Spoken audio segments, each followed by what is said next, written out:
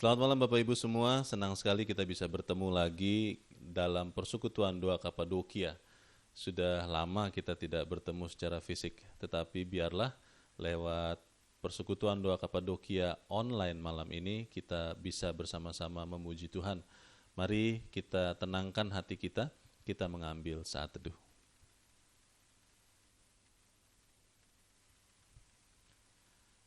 Kita percaya Bapak Ibu semua bahwa apa yang terjadi saat ini adalah di bawah perlindungan Tuhan, di bawah kendali Tuhan kita. Dan kita tahu bahwa Yesus Kristus, Tuhan kita, sudah mau mati dan berkorban untuk kita, untuk menebus dosa kita. Karena Yesus Kristus Tuhan mengasihi kita. Mari kita awali persekutuan doa Kapadokia malam ini dengan memujikan sebab Dia hidup.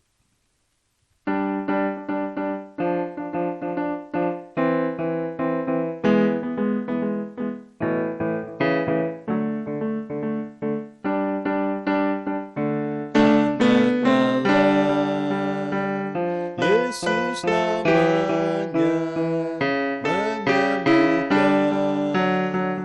menyucikan, bahkan mati, tebus dosaku, kubur kosong membuktikan Dia hidup, sebab Dia hidup, ada hari esok, sebab Dia hidup, ku tak gentar, karena ku tahu Dia pegang hari esok, hidup jadi berarti sebab Dia hidup. Kita pujikan sekali lagi. Anak Allah, Yesus namanya menyembuhkan, menyucikan,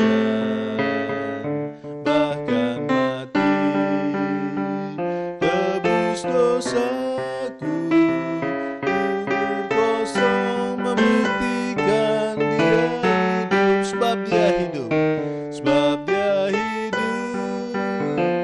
ada hari esok, sebab Dia hidup, ku tak gentar, karena ku tahu Dia pegang hari esok, hidup jadi berarti sebab Dia hidup, hidup jadi berarti, hidup jadi berarti sebab Dia hidup, hidup jadi berarti, hidup jadi berarti sebab Dia hidup. Hidup kita berarti karena Tuhan Yesus hidup. Bapak Ibu semua, mari kita berdoa. Tuhan Yesus yang baik, terima kasih Tuhan kalau pada malam ini kami boleh bersekutu dalam persekutuan doa Kapadokia. Kami percaya Tuhan, Engkau mengasihi kami dan Engkau pun telah hadir di tengah-tengah kami. Seperti janji Tuhan yang mengatakan 2-3 orang berkumpul di dalam nama-Mu, Engkau hadir. Biarlah Tuhan Yesus yang hadir pada malam ini di dalam persekutuan doa Kapadokia, kami boleh memuliakan nama Tuhan, kami boleh mendoakan saudara-saudara kami, dan kami boleh disegarkan dengan firman Tuhan. Kami serahkan persekutuan doa Kapadokia ini ke dalam tangan pengasihan-Mu. Di dalam nama Tuhan Yesus kami berdoa. Amin. Bapak Ibu semua, mungkin dalam kondisi saat ini, sebagian dari kita merasa bahwa belum tentu apa yang terjadi ini karena memang Tuhan mengendalikan. Ada teman saya yang bertanya, Leo, apa betul Bapak kita masih baik? Dia adalah orang percaya juga Bapak Ibu. Dan saya mengatakan, apapun yang terjadi, tidak ada yang di luar kendali Tuhan kita. Karenanya Bapak Ibu, marilah kita mengimani keyakinan kita ini. Kita memuji Tuhan, Bapa, Engkau sungguh baik.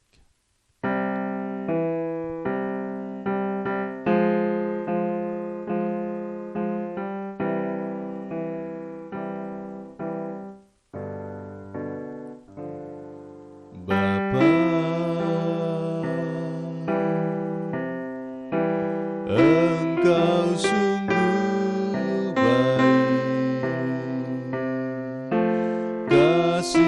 melimpah di hidupku.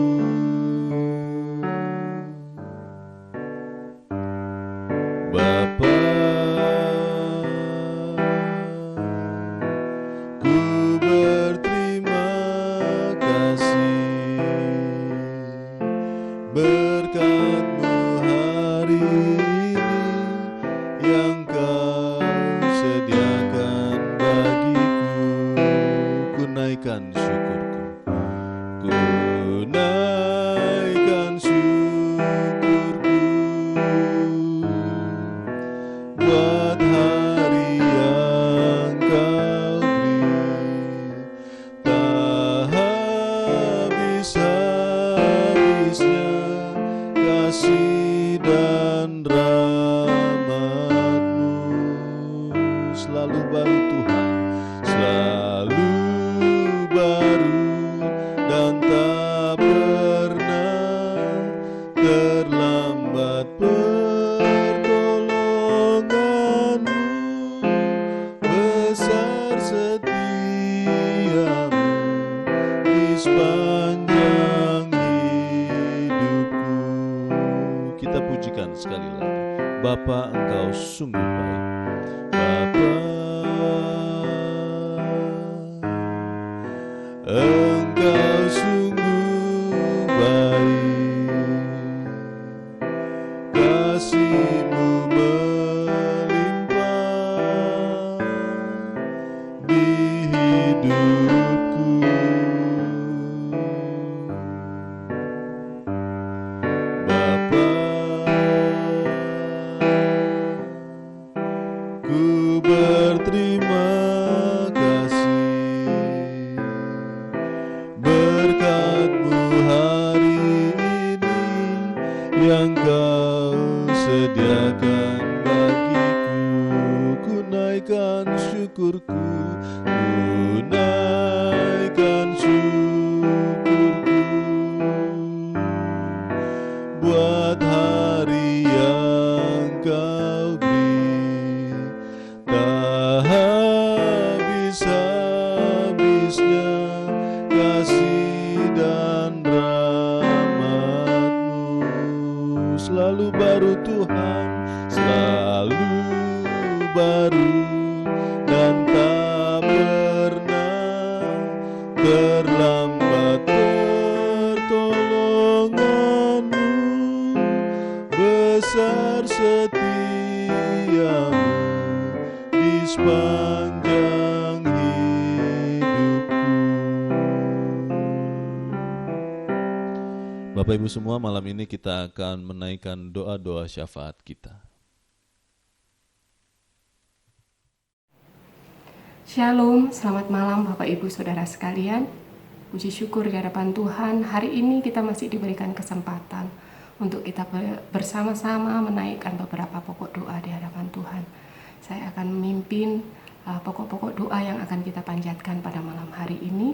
Bapak Ibu silahkan berdoa di rumah masing-masing dan saya akan memimpin dari sini. Pokok doa yang pertama, kita akan mengucap syukur buat segala cinta kasih dan penyertaan Tuhan atas kehidupan kita, atas bangsa kita, atas gereja kita, dan atas kehidupan pribadi kita. Mari kita berdoa. Segala puji, hormat, dan syukur hanya bagi-Mu ya Tuhan, Allah yang memiliki kehidupan kami. Yang bersyukur hari ini Engkau masih boleh izinkan kami untuk kami hidup di hadapan Tuhan. Kau masih izinkan kami untuk kami bisa bersatu hati di dalam doa di hadapan Tuhan. Kami yakin dan percaya ini semata-mata karena kasih dan cinta Tuhan atas kehidupan kami. Dan ajari kami untuk senantiasa bersyukur buat segala penyertaan Tuhan. Terima kasih Bapa, kami menyerahkan doa kami di dalam tangan pengasihan-Mu. Dalam nama Tuhan Yesus kami berdoa. Amin. Pokok doa yang kedua, kita akan bersama-sama berdoa buat bangsa negara kita. Kita berdoa buat pemerintahan yang dengan segala daya dan upaya memberikan pengarahan buat kita masyarakat sehingga kita bisa menjalankan kehidupan ini dengan kondisi pandemi seperti ini.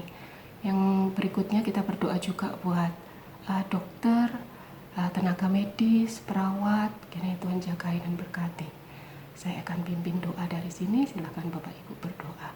Mari kita berdoa. Bapa yang baik, terima kasih buat penyertaan Tuhan atas bangsa kami. Tuhan, pandemi ini mewabah di seluruh dunia, dan saat ini kami merasakan kehidupan yang berbeda dari biasanya. Tetapi kami tetap mengucap syukur karena Tuhan menyertai dan memimpin kami. Tuhan berkati pemerintahan kami, berkati Bapak Presiden dengan aparat bawahnya. Pokok doa yang ketiga, kita akan berdoa buat dampak dari COVID-19 ini. Kiranya Tuhan boleh mampukan aparatur pemerintahan, kiranya Tuhan boleh mampukan lembaga-lembaga yang ada, dan Tuhan boleh mampukan gereja untuk bisa ambil bagian di dalamnya. Mari kita berdoa. Bapa yang baik, terima kasih buat bangsa dan negara kami, buat segala pemeliharaan Tuhan atas bangsa dan negara kami, buat setiap kebijakan yang boleh diberikan oleh pemerintah kami mengatasi pandemi COVID ini. Kiranya setiap kebijakan yang diberikan boleh mengurangi dampak yang akan terjadi ya Bapa. Tuhan, pakailah setiap lembaga-lembaga pemerintahan untuk bisa bahu-membahu mengatasi dampak yang akan terjadi, terutama aparatur di bidang keamanan ya Bapa. Karena dengan kondisi ekonomi yang berubah, maka angka kriminalitas pun akan naik. Kiranya Tuhan berkati, Tuhan berikan hikmat buat para pemimpin kami untuk bisa memberikan keamanan buat kami masyarakat. Kami juga berdoa buat gereja-gereja di seluruh Indonesia. Kiranya gereja yang sudah diberkati Tuhan bisa menjadi berkat buat orang-orang di sekitarnya. Dan kami boleh ambil bagian di dalamnya, menyatakan cinta kasih Tuhan Yesus di dalam kehidupan kami sehari-hari dan bermasyarakat. Terima kasih Bapa, inilah doa kami. Kami menyerahkan doa kami hanya di dalam nama-Mu. Dalam nama Tuhan Yesus kami berdoa. Amin. Pokok doa yang keempat, kita akan bersama-sama berdoa buat gereja-gereja di seluruh Indonesia. Buat cinta kasih dan pemeliharaan Tuhan dan peran serta dari gereja buat kondisi yang terjadi di bangsa ini. Mari kita berdoa. Bapa yang baik, terima kasih buat gereja-gereja yang ada di seluruh Indonesia atau bahkan di seluruh dunia. Bagaimana mereka mengantisipasi, bagaimana mereka gereja bisa menolong, bisa menjadi berkat buat orang-orang di sekitarnya. Tuhan berkati, Tuhan lindungi gereja-gereja yang ada. Tuhan berikan hikmat buat setiap pemimpin gereja-gereja untuk peduli terhadap kondisi yang ada, sehingga setiap gereja boleh saling menolong, boleh saling membantu satu dengan yang lain. Kami menyerahkan gereja-gereja ini sepenuhnya di dalam tangan pengasihan-Mu ya Tuhan. Meskipun kami beribadah dari rumah, tapi kami yakin dan percaya Tuhan satukan kami di dalam roh Tuhan kami, Yesus Kristus. Terima kasih Tuhan, berkati dan lindungi gereja kami. Dalam nama Tuhan Yesus kami berdoa. Amin. Pokok doa yang kelima, kita akan bersama-sama berdoa secara khusus buat gereja di mana kita beribadah, GKI Citra Raya. Kita berdoa buat hamba Tuhan, kita berdoa buat majelis jemaat, kita berdoa buat setiap kegiatan komisi, kita berdoa buat jemaat yang saat ini di dalam kondisi sakit. Kiranya Tuhan boleh sembuhkan, pulihkan. Kita berdoa buat jemaat di dalam setiap pergumulannya. Mari kita bersama-sama berdoa. Bapa yang baik, terima kasih buat gereja kami, GKI Citra Raya. Terima kasih Engkau boleh izinkan kami beribadah di gereja ini. Kami yakin dan percaya Tuhan, Engkau akan memberkati gereja kami. Gereja kami boleh bertumbuh di dalam iman dan kebenaran di dalam Tuhan. Tuhan, saat ini kami berdoa secara khusus buat hamba Tuhan dan keluarga di GKI Citra Raya. Berkati mereka, berikan perlindungan, kasih setia dan pimpinan Tuhan, sehingga setiap apapun yang dilakukan oleh hamba Tuhan ini berkenan di hadapan Tuhan. Tuhan, kami juga berdoa buat majelis jemaat dan keluarga. Tuhan berkati, Tuhan lindungi, dan biarlah setiap program yang boleh kami pikirkan, kami boleh menjalankannya dengan seizin Tuhan, dengan segala penyertaan dan kasih dari Tuhan. Tuhan, kami juga berdoa buat karyawan gereja yang boleh bekerja dari rumah, mempersiapkan ibadah di setiap hari Minggu, mempersiapkan warta. Berkati mereka bersama dengan keluarga masing-masing, berikan kesehatan dan kekuatan. Tuhan, kami berdoa buat jemaat GKI Citra Raya ya Tuhan. Berkati mereka di dalam setiap pergumulan keluarga mereka masing-masing. Kau tahu Tuhan apa yang menjadi pergumulannya. Kau tahu Tuhan apa yang menjadi doanya. Kiranya Tuhan boleh memberkati mereka. Saudara-saudara kami yang sedang lemah tubuh, Tuhan boleh jamah, Tuhan boleh sembuhkan, Tuhan boleh pulihkan. Kiranya mereka yang sakit dan lemah tubuh senantiasa berpengharapan di dalam Tuhan. Tuhan, kami juga berdoa Tuhan buat jemaat Tuhan yang dalam pergumulan, mungkin pergumulan ekonomi. Kiranya Tuhan memberkati, Tuhan boleh pakai orang lain untuk bisa menolong jemaat ini. Tuhan, kami berdoa juga buat anak-anak sekolah minggu ya Bapa, yang beribadah dari rumah dan mereka juga belajar dari rumah. Pastinya mereka mengalami sebuah kejenuhan, tetapi kami yakin dan percaya biarlah mereka boleh menikmati setiap pembelajaran yang diberikan oleh gurunya dengan baik. Mereka boleh enjoy menikmati ini. Dan anak-anak teen dan youth ataupun remaja yang berkuliah, meskipun mereka melakukan pembelajaran secara online, mereka boleh mendapatkan ilmu yang mereka butuhkan. Tuhan Yesus, kami menyerahkan orang tua yang bekerja, yang masih bekerja dalam kondisi pandemi ini. Kiranya Tuhan memberkati dan melindungi orang tua ini, berikan mereka kesehatan, sehingga keluarga yang ditinggalkannya pun juga sehat. Kami menyerahkan semuanya ini dalam tangan pengasihan-Mu. Terima kasih Bapa, di dalam nama Tuhan Yesus kami berdoa dan mengucap syukur. Amin. Pokok doa yang terakhir diberikan kesempatan buat Bapak Ibu untuk menaikkan doa-doa pribadi di hadapan Tuhan. Nanti saya akan pimpin dan kita bersama-sama berdoa. Bapa kami, mari kita berdoa.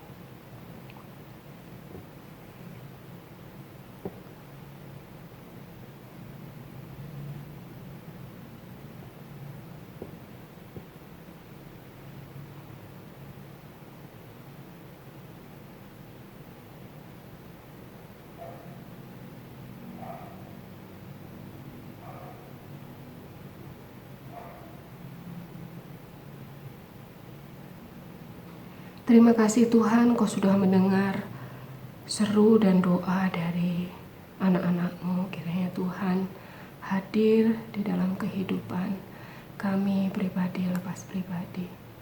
Terima kasih Tuhan buat pokok-pokok doa yang boleh kami naikkan. Kami beriman dan percaya kepada-Mu, Tuhan kami Yesus Kristus, Tuhan dan Juru Selamat kami, yang mengajarkan kami berdoa. Demikian. Bapa kami yang ada di surga, dikuduskanlah nama-Mu, datanglah kerajaan-Mu, jadilah kehendak-Mu di bumi seperti di surga. Berikanlah kami pada hari ini makanan kami yang secukupnya, dan ampunilah kami akan kesalahan kami, seperti kami juga mengampuni orang yang bersalah kepada kami. Dan janganlah membawa kami dalam cobaan, tetapi lepaskanlah kami daripada yang jahat. Karena Engkau-lah yang mempunyai kerajaan dan kuasa dan kemuliaan sampai selama-lamanya. Amin. Pokok doa sudah selesai, kita akan bersama-sama mendengarkan firman Tuhan yang akan disampaikan oleh hamba-Nya, Bapak Triatmojo. Selamat malam dan shalom, Bapak Ibu, jemaat yang dikasihi Tuhan. Kita bertemu dalam persekutuan Kapadokia pada malam ini dalam situasi yang agak spesifik. Tetapi kondisi ini tidak menghalangi berkat Tuhan, tercurah atas kita, tidak menghalangi kita untuk terus dicerahkan oleh firman-Nya, dan tidak menghalangi kita untuk terus hormat akan Dia. Saya mengajak kita semua berdoa. Bapa yang baik, kami datang ke hadirat-Mu dengan rendah hati, menyadari siapa kami, namun juga takjub memahami siapa Engkau. Kami bersyukur Tuhan memelihara hidup kami. Saat ini kami hendak membaca firman Tuhan. Datanglah ke tengah kami, cerahkan kami oleh Roh Kudus-Mu, supaya kami keluar dari ruang ini tidak dengan sia-sia, tetapi ada berkat, dan berkat boleh berlimpah kepada siapapun yang sungguh taat dan percaya kepada Engkau. Bapa di surga, ini doa kami, dalam nama Tuhan Yesus kami naikkan, amin. Jemaat, Bapak Ibu, Saudara yang dikasihi Tuhan, saya mengajak kita membaca dari kitab Perjanjian Lama, Hakim-Hakim pasalnya yang ke-6. Pasal yang ke-6, saya membaca ayat 12 hingga ayatnya yang ke-16. Demikian firman Tuhan. Malaikat Tuhan menampakkan diri kepadanya dan berfirman kepadanya demikian. Tuhan menyertai engkau, ia pahlawan yang gagah berani. Jawab Gideon kepadanya, Tuanku, jika Tuhan menyertai kami, mengapa semuanya ini menimpa kami? Di manakah segala perbuatannya yang ajaib yang diceritakan oleh nenek moyang kami kepada kami? Ketika mereka berkata, bukankah Tuhan telah menuntun kita keluar dari Mesir? Tetapi sekarang Tuhan membuang kami dan menyerahkan kami ke dalam cengkraman orang Midian. Lalu berpalinglah Tuhan kepadanya dan berfirman, pergilah dengan kekuatanmu ini dan selamatkanlah orang Israel dari cengkraman orang Midian. Bukankah aku mengutus engkau? Tetapi jawabnya kepadanya, Tuhan, Tuhanku, dengan apakah akan kuselamatkan orang Israel? Ketahuilah, kaumku adalah yang paling kecil di antara suku Manasye, dan aku pun seorang yang paling muda di antara kaum keluargaku. Berfirmanlah Tuhan kepadanya, tetapi akulah yang menyertai engkau, sebab itu engkau akan memukul kalah orang Midian itu sampai habis. Amin. Sedemikian jauh bacaan kita akan firman Tuhan yang terambil dari Hakim-Hakim ini. Ada sesuatu yang mau kita pelajari dari sepenggal perikop ini. Saya memberi judul pahlawan sejati. Ada beberapa kriteria pahlawan, Saudara, Bapak Ibu. Kita pernah mendengar pahlawan tanpa tanda jasa. Itu satu jargon yang diberikan kepada para pendidik yang waktu sebelum keadaan membaik seperti sekarang, para pendidik itu betul-betul seperti kerja bakti. Maka dikatakan pahlawan tanpa tanda jasa, supaya mereka tetap semangat berjuang meskipun dengan royalti seleri yang tidak begitu memadai. Tapi itu dulu, sekarang sudah jauh lebih baik. Yang kedua ada pahlawan tidak dikenal. Pahlawan tidak dikenal sungguh memprihatinkan. Mungkin ketika berjuang, ketika terjadi mungkin clash, mungkin perjuangan fisik, dia tidak mengantongi ID card, tewas, lalu dimakamkan, dan saksi menyatakan bahwa dia memang berjuang, dimakamkan di Taman Makam Pahlawan, ditulis di dalam papan namanya pahlawan tidak dikenal. Ini memprihatinkan. Ada juga pahlawan kesiangan. Pahlawan kesiangan itu pahlawan yang tidurnya larut malam atau bergadang, bangunnya siang hari. Orang sudah selesai dengan pekerjaan, orang sudah melakukan tugasnya dengan baik. Si pahlawan kesiangan ini tidak ingin dianggap orang yang tidak berbuat apapun, sehingga dia pencitraan, ya, pegang sesuatu, sentuh sesuatu, supaya orang melihat bahwa dia juga bekerja, tapi tetap saja kesiangan. Adapun tema kita yang berkait dengan perikop kita hari ini adalah pahlawan sejati. Pahlawan sejati di sini mengacu pada seorang Gideon. Ayat 12, malaikat Tuhan menampakkan diri kepadanya dan berfirman, demikian, Tuhan menyertai engkau, ia pahlawan yang gagah berani. pahlawan yang gagah berani. Tetapi jawab Gideon, saya tidak berkompeten Tuhan, begitu pakai bahasa bebas ya. Ada semacam kecanggungan, distorsi. Dulu nenek moyang katanya dipimpin oleh Tuhan keluar dari Mesir. Tapi sekarang Tuhan masihkah menyertai? Kok kami diserahkan kepada Midian? Orang-orangnya kejam, keras, mengeksplor kami. Jadi bagaimana ini? Disertai Tuhan tapi hidup dengan susah payah. Tetapi kembali Tuhan menyatakan di ayatnya yang ke-14, pergilah dengan kekuatanmu ini dan selamatkanlah orang Israel dari cengkraman orang Midian. Bukankah aku mengutus engkau? Makin bingung lagi Gideon. Menyertai, mengutus, namun dicengkram oleh kelompok bangsa yang Midian ya, itu orang-orang di sekitar Laut Tengah yang keras, kejam, dan memang Tuhan izinkan itu untuk mendidik Israel. Kembali Gideon mencoba menjawab, tapi jawabannya kita bisa tangkap ini seorang yang jawaban bukan sekedar berkelit, tetapi juga menyadari siapa dia. Saya kaum Manasye pun dari kelompok yang terkecil, nanti akan memimpin 11 atau 12 suku lain dengan kelompok yang lebih besar, kuat, dan bahkan di kelompok itu pun Gideon adalah orang yang paling muda. Jadi semua serba kontradiktif. Gideon merasa lebih sempurna lagi bahwa dia nggak mampu dengan sekumpulan faktor, yaitu Tuhan sepertinya menyertai, tetapi kondisi seperti ini, saya yang kecil diutus dari suku yang kecil, orang termuda, makin seperti tidak memahami. Namun sekali lagi Tuhan mengatakan, firman Tuhan akan mengubahnya, menguatkannya, membuatnya menjadi pemberani. Di ayatnya yang 12, Tuhan katakan, engkau akan menjadi pahlawan yang gagah berani. Pahlawan yang gagah berani. Kondisi ini sekali lagi tidak serta-merta membuat Gideon segera yakin dan confident tingkat tinggi. Tidak, dia tetap menyadari siapa dia. Kondisi real Gideon seperti ini. Dia lemah. Dia terus bertanya untuk mengkonfirmasi. Ini hal-hal yang positif dalam diri Gideon. Jadi dia tidak hanya pokoknya tidak titik Tuhan. Ya, dia sadar dia lemah.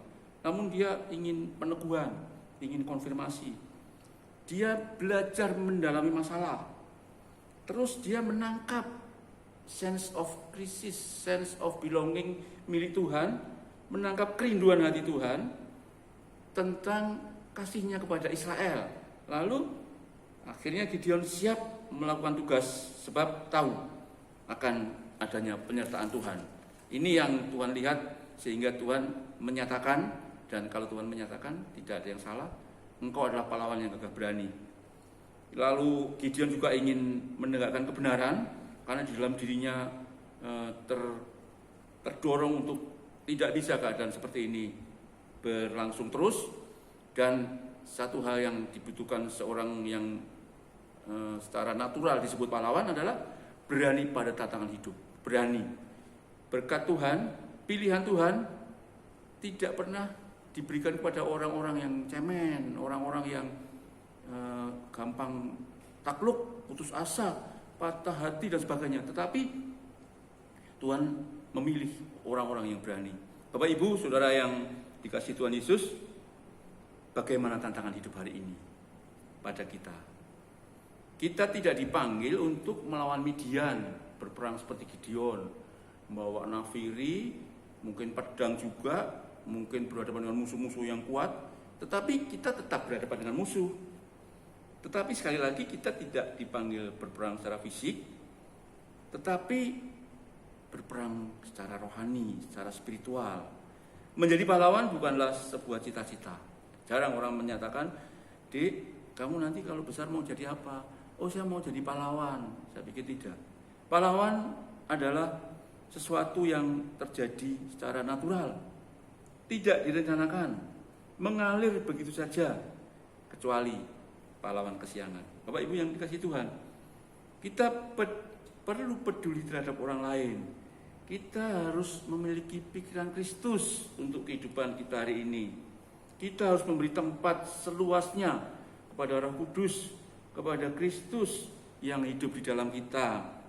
Kita mesti memahami alasan, juga tujuan, juga mempunyai visi untuk melihat adanya perubahan keadaan yang lebih baik di masa-masa mendatang dibanding dengan masa-masa yang sekarang yang sedang kita hidupi ini.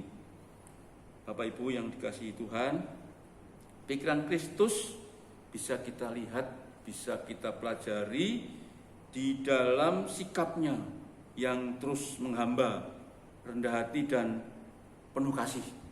Seorang ibu di dalam satu antrean di apotek sedang menukarkan resep. Dia harus menunggu karena obat sedang diracik oleh staf atau oleh karyawan apoteker. Saat dia dipanggil dengan lunglai, dengan wajah yang kuyu, dia datang ke loket dan dia harus menerima obat. Terjadi dialog begini. Sambil dengan wajah kuyu, dia katakan, Mbak, boleh nggak saya tebus obat ini hanya seperempatnya? Sang penjaga, sang petugas apoteker tercengang. Apa-apaan ibu ini? Ibu mau nebus obat ini hanya seperempat? Ia melihat resep yang harganya mahal, saya hanya membawa uang seperempatnya. Kalau gitu nanti, ini siapa yang sakit ibu? Anak saya. Iya, anak ibu sembuhnya cuma seperempat. Makin lunglai. Tidak bisa ditebus seperempat. Obat sudah dibuat satu paket, ibu harus tebus satu paket. Ibu itu lunglai sambil terseduh dan tanpa sadar tetes air mata dia keluar. Seorang ibu yang lain segera mengejar di luar, langsung ibu butuh uang berapa? Dikatakan sekian. Ayo masuk lagi kita tebus. Dia masih tercengang. Ibu, ayo tebus. Ditebus. Setelah ditebus, terus si ibu yang merasa tertolong tadi masih juga tercengang, kagum, seperti tidak percaya, tapi tetap bersyukur bahwa hari ini dia bisa membeli obat untuk anaknya yang sakit. Terus dia keluar. Saya mau ceritakan bahwa hari itu ada satu praktek kepahlawanan, patriotisme. Ada satu tindakan yang tidak lagi berpikir saya mau jadi pahlawan. Mau apa orang katakan, silakan. Saya hanya terketuk hati untuk melihat seorang ibu yang memang butuh pertolongan. Itu ibu yang satu. Jadi kepahlawanan bukan cita-cita, bukan satu predikat yang diharap untuk biar orang, itu namanya pencitraan. Tetapi Bapak Ibu, saudara yang kasih dalam Tuhan, ketika hati kita, hati yang diserahkan untuk Tuhan, hati kita hati yang peduli kepada orang lain, memiliki pikiran Kristus, memberi tempat Kristus hidup di dalam kita. Sekali lagi kita mesti melihat dan mesti memahami alasan tujuan Kristus melakukan sesuatu, dan sesuatu itu harus mempunyai tujuan yang lebih baik. Kita meneladani Kristus bukan meniru Kristus ya, bukan Kristus tokoh ideal, saya mau meniru-niru. Itu yang terjadi di dalam euforia anak melihat bintang, pujaan, saya mau seperti dia, bukan meniru-niru. Tetapi saya ingin apa yang ada di dalam Kristus juga ada di dalam saya. Hati Kristus juga adalah hati saya. Kristus silakan pimpin saya. Itu yang disebut dengan inspirasi yang mengubahkan. Bapak Ibu yang dikasihi Tuhan Yesus, pikiran Kristus tampak di dalam sikapnya yang menghamba, rendah hati dan penuh kasih. Bapak Ibu saudara yang dikasihi Tuhan Yesus, ketika itu terjadi, maka kepentingan pribadi dikesampingkan, kita melaksanakan tugas yang diembankan atau sesuatu yang diletakkan di jalan kita, sehingga kita tidak bisa mengatakan, tunggu saya lagi sibuk, wah ini repot aja, lagi seperti ini, tiba-tiba ada orang minta ditolong dan sebagainya. Tidak begitu. Yang terjadi adalah, ada apa? Saya diletakkan di satu jalan di mana saya harus ulur tangan untuk menolong seseorang. Pahlawan adalah apapun yang Tuhan kehendaki dan kita siap untuk melakukannya. Yang terakhir, seorang Edward Dawes Dekker dipanggil ke Indonesia di sebuah kekaresidenan namanya Lebak. Dia disuruh menjadi asisten residen di sana. Ketika dia datang, dia disediakan kemewahan sebagai seorang pejabat tinggi, sebuah asisten residen seperti sekarang ya pembantu gubernur begitu. Dia tangani berbagai hal tentang kehidupan di Lebak, Banten. Namun segera merintih, menangis, dan hanya hitungan hari dia menghadap ke gubernuran. Dia kumpulkan polisi jajaran Lebak, dia kumpulkan dinas sosial, dia kumpulkan semua jajaran yang ada di Lebak untuk mengoreksi bahwa tidak bisa kita begini melakukan satu perlakuan yang kurang baik kepada petani. Di zaman itu kita kenal ada kultur stelsel, artinya tanam paksa. Petani disuruh menyerahkan tanahnya, yang tidak punya tanah menyerahkan seluruh tenaganya dieksplor untuk menghasilkan hasil bumi, khususnya kopi, indigo, beras dan sebagainya untuk ekspor, untuk melanggengkan kolonialisme. Dan jawaban Gubernur Jenderal dengan jajarannya, Dawes Dekker, kamu dipanggil bukan untuk menjadi ketua panti sosial. Anda dipanggil untuk mengawasi supaya tanam paksa yang orang Belanda menyebutnya kultur stelsel berjalan terus, income baik, kita mesti membiayai Hindia Belanda. Dia sedih banget, dia resign, dia pulang ke negeri Belanda, dia ketemu Wilhelmina, dia sampaikan sama jawabannya. Kamu dipanggil bukan untuk menjadi penasihat, kamu dipanggil untuk menjadi bagian, untuk menjadi birokrat yang menjaga supaya kolonialisme tetap berjalan. Sedih, menangis, semua kemewahan dia tinggal, dia ngontrak rumah. Karena memang sudah tidak ada penghasilan, dia menulis buku yang ditulis namanya Max Havelaar. Dia menyamarkan namanya menjadi Multatuli, yang artinya alangkah menderitanya saya. Dia mengaktualisasi diri sebagai orang Lebak, Banten yang dieksplor, yang punggungnya hitam, yang tiap hari bekerja, yang sekedar untuk memenuhi kehidupan sehari-hari susah, tetapi ia tidak ada yang mendengar. Dia terus menulis, puluhan tahun menulis, sampai dia meninggal.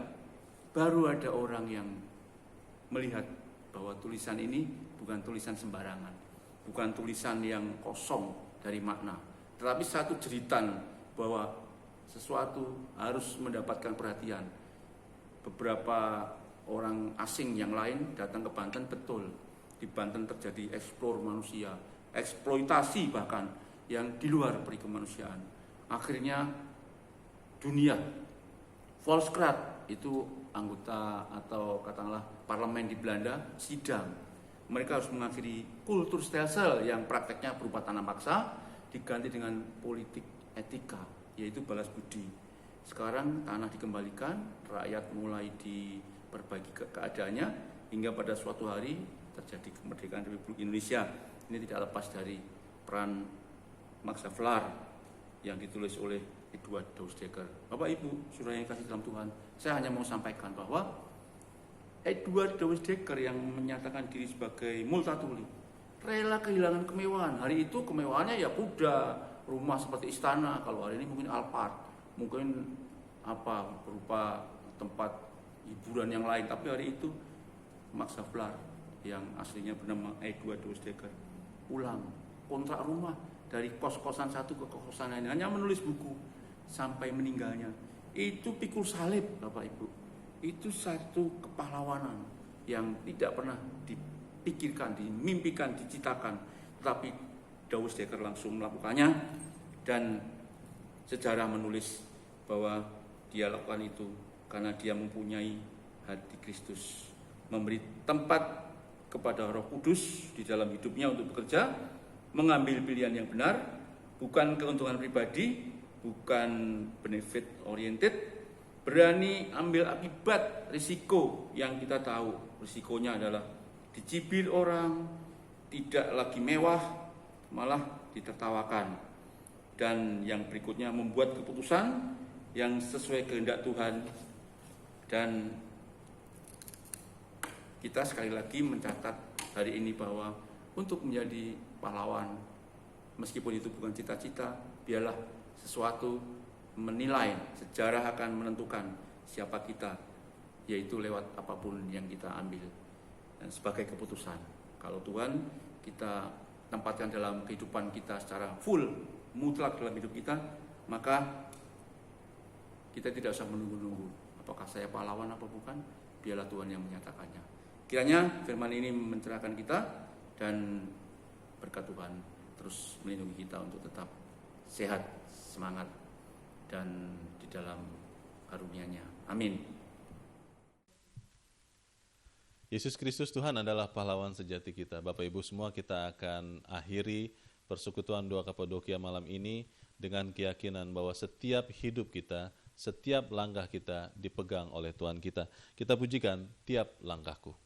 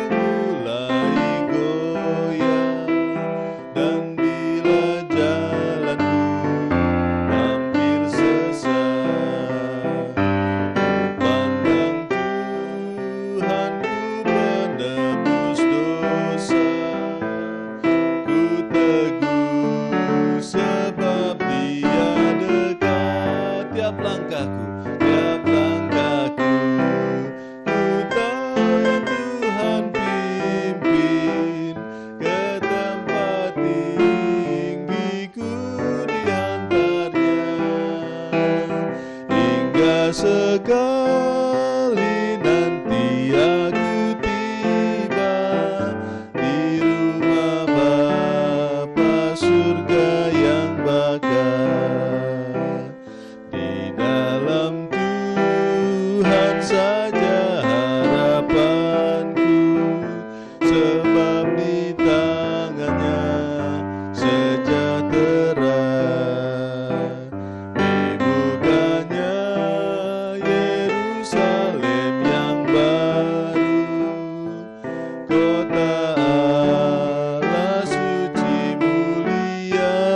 Tiap langkahku, ku tahu yang Tuhan pimpin ke tempat tinggiku di antaranya, hingga sekali nanti aku tiba di rumah Bapa surga yang bakar. Demikianlah persekutuan doa Kapadokia malam ini. Marilah kita tetap menjaga kesehatan kita dan kita berpegang bahwa Yesus Kristus Tuhan memegang hidup kita. Tuhan Yesus memberkati.